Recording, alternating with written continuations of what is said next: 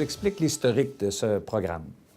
En fait, il y a un petit peu plus qu'un an, j'ai rencontré le président directeur général, M. Yves Bourget, et je lui ai fait part à ce moment-là que j'avais l'intention de faire un don planifié d'1 million pour l'Université Laval.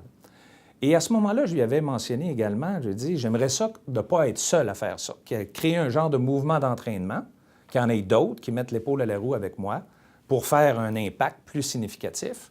Et le deuxième élément que j'avais mentionné à Yves était qu'avec ce million-là, j'aurais aimé créer quelque chose qui n'a pas été fait encore jusqu'à présent, c'est-à-dire favoriser l'entrepreneurship entre les différentes facultés de l'Université Laval qui sont créateurs de richesses.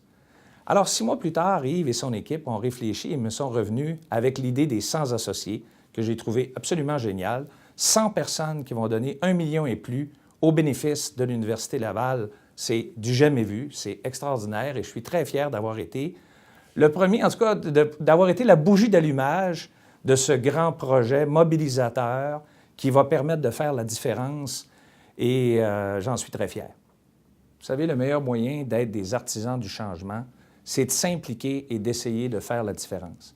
C'est sûr, quand on termine à l'université, normalement, on n'a pas d'argent. Mais par contre, on a du temps et on a des idées.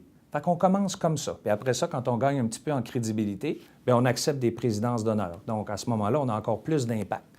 On recueille encore plus de sommes d'argent. Par la suite, quand on évolue dans sa carrière, bien là, on commence à avoir un petit peu plus d'argent. Bien là, on continue de donner de son temps, de ses idées et de son argent. Et quand on arrive à un moment donné dans sa carrière, où là, on est un petit peu plus établi, qu'on a recueilli des sommes d'argent un petit peu plus importantes, bien là, on pense à faire son testament social. Et là, on va penser à faire des legs planifiés à une ou des causes qui nous tiennent à cœur. Moi, j'en avais 7 ou 8 significatives, mais l'Université Laval a toujours été au cœur de mes préoccupations parce que ça a été un élément de transformation extrêmement importante pour moi. Et je crois que tout le monde peut s'impliquer et donner soit 1, 2 ou 3 de ces éléments de la philanthropie, de son temps, de son argent et également de son argent, mais de façon planifiée.